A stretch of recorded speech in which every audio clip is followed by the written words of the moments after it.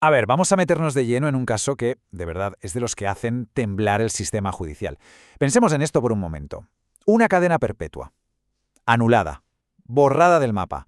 Y lo más impactante no es eso, es el por qué. No porque se demostrara que el acusado era inocente, sino por un fallo garrafal en el procedimiento, en cómo se hicieron las cosas para llegar a esa condena. Y esta es la gran pregunta que nos deja el caso, ¿no?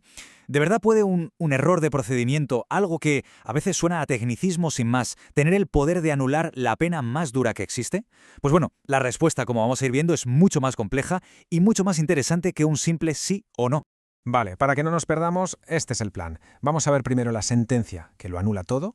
Luego repasamos los hechos. ¿Qué pasó exactamente? Entenderemos qué es eso del proceso inmediato. Y aquí la palabra clave, flagrancia. Veremos qué decidió la Corte y cerraremos con la gran pregunta. ¿Por qué narices importan tanto las formas, el procedimiento? Venga, pues empezamos por el principio, por la decisión que lo cambió todo. El dato es este, así de rotundo. En 2017, la Corte Suprema de Perú coge y anula la cadena perpetua de Maximiliano Benítez Rodríguez. Pero ojo, y esto es súper importante entenderlo desde ya, la Corte no dijo «este hombre es inocente». No, lo que dijo fue que todo el juicio, todo el camino que se siguió para condenarle estaba mal hecho desde el principio, que era nulo, vamos, que no valía. Claro, para entender por qué la Corte toma una decisión así, tenemos que hacer algo fundamental, separar las cosas. Por un lado está la acusación, que es gravísima, y por otro, cómo se llevó el proceso. Vamos a empezar por los hechos, por lo que ocurrió. La acusación, como se puede ver, es de lo más grave que uno se puede imaginar. A Benítez Rodríguez se le acusaba de violar a una niña de 7 años, y en su propia casa. Fue por esto que se le juzgó y, en un primer momento, se le condenó a cadena perpetua. No estamos hablando de cualquier cosa. Y aquí, en la línea de tiempo, es donde empieza a complicarse todo el asunto legal. Fijaos bien en las horas, porque es la clave. El presunto delito es a las 11 de la mañana de un día, pero la detención no llega hasta las 9 de la mañana del día siguiente. Han pasado casi 22 horas. Quedaos con este dato, con este lapso de tiempo, porque es literalmente el corazón de toda la historia. Pues precisamente por esas 22 horas nos metemos de cabeza en el meollo legal del asunto, la clase de juicio que se escogió. Para entender lo que pasó, tenemos que imaginar que la justicia tiene como dos carriles. Por un lado está el proceso común, que es la autopista normal, la de siempre. Va más despacio, tiene más etapas para investigar, para defenderse, lo normal. Y luego está el proceso inmediato, que es como el carril rápido, el carril vaho. Es mucho más ágil, se salta pasos, pero claro, es una excepción. Solo se puede usar para casos muy claros, muy evidentes. Pues bien, en este caso, la Fiscalía decidió coger el atajo, el carril rápido. Y aquí viene la pregunta del millón, la que lo decide todo. ¿Se podía coger ese atajo? ¿Era legal usar el carril express para este caso? Toda la decisión de la Corte Suprema va a girar alrededor de esta cuestión, y para resolverla se fijaron en una palabra, en un concepto clave. Flagrancia, y la propia sentencia lo explica con una frase que es genial. La flagrancia se ve, no se deduce. ¿Qué quiere decir esto? Pues que te tienen que pillar con las manos en la masa o justo después. Alguien tiene que verlo con sus propios ojos, oírlo. No vale con que luego te lo cuenten y tú ates cabos. Tiene que ser directo, sensorial. Y la ley en esto es súper específica. El artículo 259 te dice los casos. Los dos primeros son obvios. Te pilla mientras lo haces o justo al acabar. Pero vamos al tercero, que es el que lía todo esto. Dice que también hay flagrancia si el tipo huye, pero, y aquí viene lo importante, ha sido identificado mientras cometía el delito o justo después. ¿Por quién? Por la víctima o, y esta es la palabra mágica, por un testigo presencial. Toda la fuerza de la ley recae ahí, en esa figura.